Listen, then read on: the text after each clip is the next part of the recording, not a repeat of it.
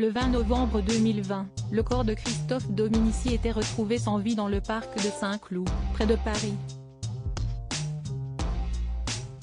L'ancien joueur international français de rugby aurait sauté du toit d'un immeuble désaffecté à seulement 48 ans.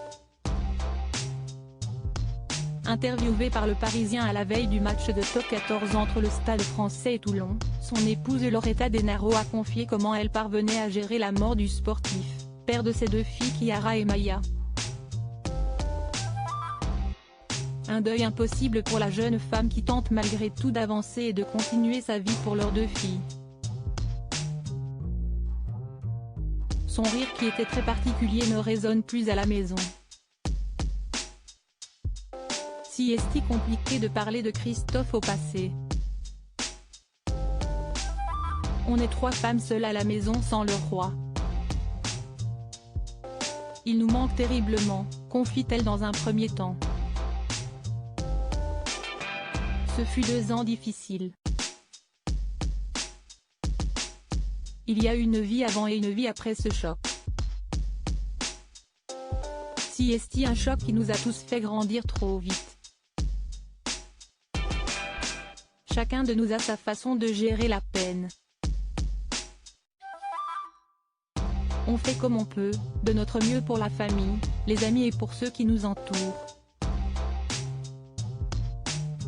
On a découvert beaucoup d'amour autour de nous, on a redécouvert des amis magnifiques. Évoquant les causes possibles de son suicide, Loretta indique que son mari avait été fortement blessé par la reprise avortée du club de Béziers. Ne souhaitant pas pour autant trop en dévoiler, elle confirme être déterminée à révéler la vérité sur ce qu'a vécu son époux avant sa mort. J'ai de la colère due à l'injustice, mes filles et moi, on ne pourra jamais passer à autre chose tant que la lumière ne sera pas faite sur ce dossier, explique Loretta Denaro au Parisien.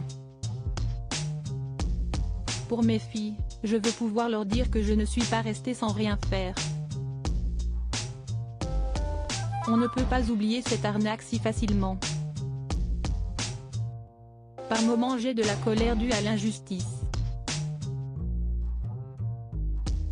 Et je veux croire que peut-être, un jour, la justice fera ce qu'il faut pour ramener la paix dans mon cœur, celui des filles et de Nicole et Jeannot, les parents de Christophe.